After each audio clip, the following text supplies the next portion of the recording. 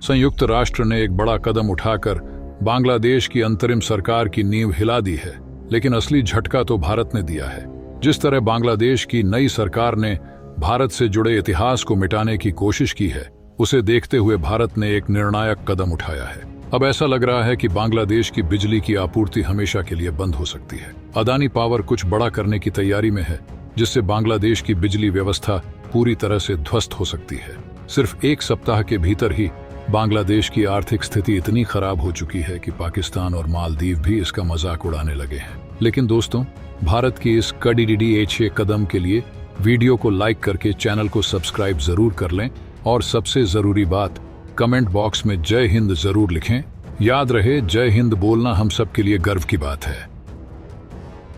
दोस्तों, आप जानते ही होंगे कि भारत बांग्लादेश को बिजली सप्लाई करता है, लेकिन बांग्लादेश की नई सरकार ने जिस तरह से भारत से जुड़े इतिहास को मिटाने का मन बना लिया है, भारत ने भी उसके खिलाफ पहला कड़ा कदम उठा लिया है। अब भारत ने बांग्लादेश को मिलने वाली बिजली की सप्लाई पर रोक लगाने का फैसला किया है। भारत के झारखंड राज्य के पूर्वी हिस्से में स्थित अदानी ग्रुप के घोड़ा पावर प्लांट की उत्पादन क्षमता 1600 मेगावाट है, और इस पावर प्लांट की पूरी बिजली बांग्लादेश को सप्लाई होती थी।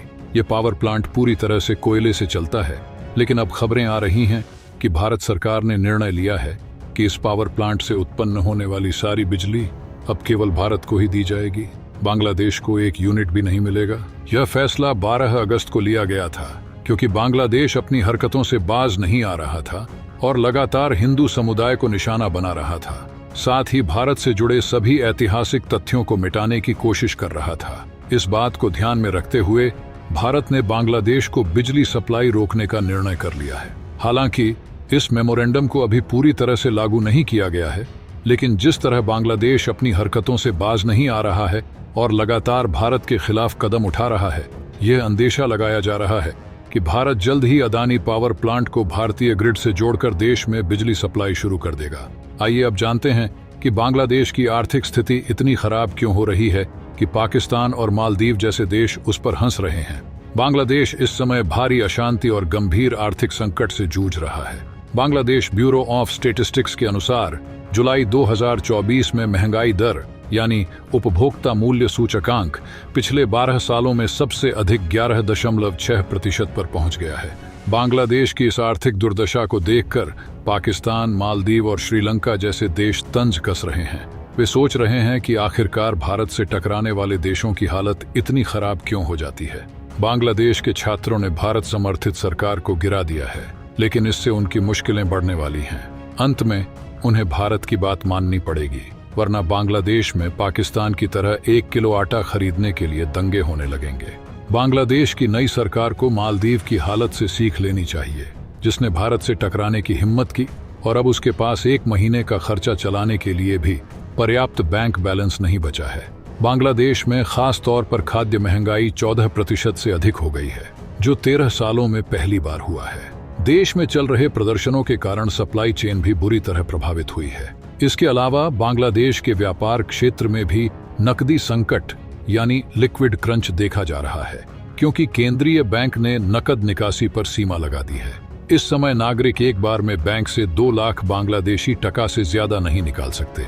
यह कदम शेख हसीना की सरकार के हटने और नोबेल शांति पुरस्कार विजेता मोहम्मद यूनुस के नेतृत्व में नई अंतरिम सरकार बनने के बाद उठाया गया है, जो देश में स्थिरता लाने की कोशिश कर रही है। ये सब दर्शाता है कि बांग्लादेश अपने अर्थव्यवस्था को संभालने के लिए पूरी ताकत लगा रहा है, लेकिन उसे भारत की मदद की जरूरत पड़ सकती है। नोबेल प्राइज विजेता मोहम्मद यूनुस को अच्छी तरह से पता है कि भारत की मदद के बिना बांग्लादेश अपनी अर्थव्यवस्था को संभाल नहीं पाएगा।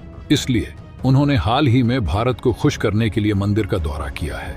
बांग्लादेश के केंद्रीय बैंक के आंकड़ों के अनुसार बांग्लादेश का विदेशी मुद्रा भंडार जुलाई के अंत में $20.04 बिलियन रह गया, जो पिछले महीने $21.7 बिलियन था।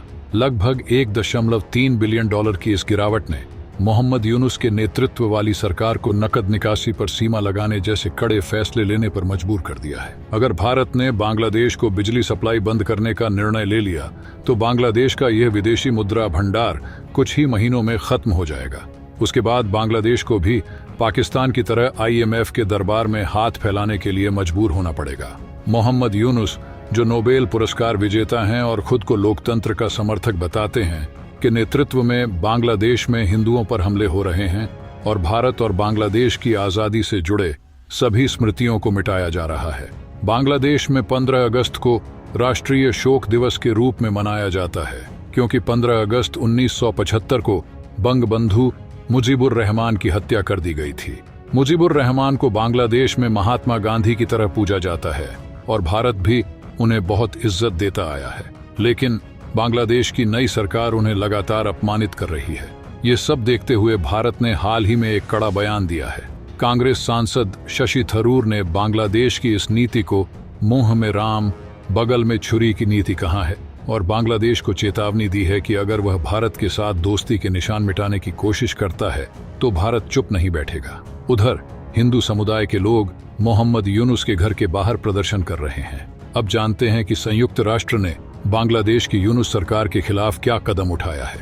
बांग्लादेश में मोहम्मद यूनुस के नेतृत्व में एक अंतरिम सरकार का गठन हो चुका है, लेकिन संयुक्त राष्ट्र ने इस सरकार को उखाड़ फेंकने का इरादा बना लिया है। संयुक्त राष्ट्र के महासचिव एंटोनियो गुटेरेस ने बांग्लादेश में जल्द से जल्द संसदीय चुनाव कराने की अपील की है, जिससे वहां की स्थिरता सुनिश्चित हो सके। ये घोषणा बांग्लादेश के उन सभी अराजक तत्वों के लिए एक बड़ा झटका है जो हिंसा के बल पर सत्ता हासिल करने की कोशिश कर रहे हैं। यानी संयुक्त राष्ट्र दंगा और हिंसा के बल पर बनाई गई सत्ता को स्वीकार करने के लिए तैयार नहीं है।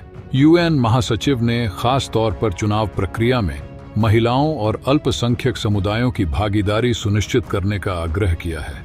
यह बयान ऐसे समय में आया है जब बांग्लादेश में हो रही अस्थिरता के लिए अमेरिका को भी जिम्मेदार ठहराया जा रहा है। अमेरिका पर लगातार यह आरोप लग रहे हैं कि उसने ही बांग्लादेश में दंगा भड़काया है और तख्ता पलट कर लाया है। हो सकता है कि अमेरिका ने अपनी छवि सुधारने के लिए संयुक्त राष्ट्र को यह आदेश दिया हो ताकि जल्द से जल्द चुनाव कराया जाए। अमेरिका बांग्लादेश में चुनाव इसलिए चाहता है क्योंकि वहां उसकी समर्थक अंतरिम सरकार है। इस वीडियो में फिलहाल इतना ही। अगर आपको यह वीडियो पसंद आया हो तो कृपया इसे लाइक करें और कमेंट बॉक्स में जय हिंद लिखकर भारतीय सरकार के प्रति अपना सम्मान व्यक्त करें। मिलते हैं अगले वीडियो में। जय हिंद, जय भारत।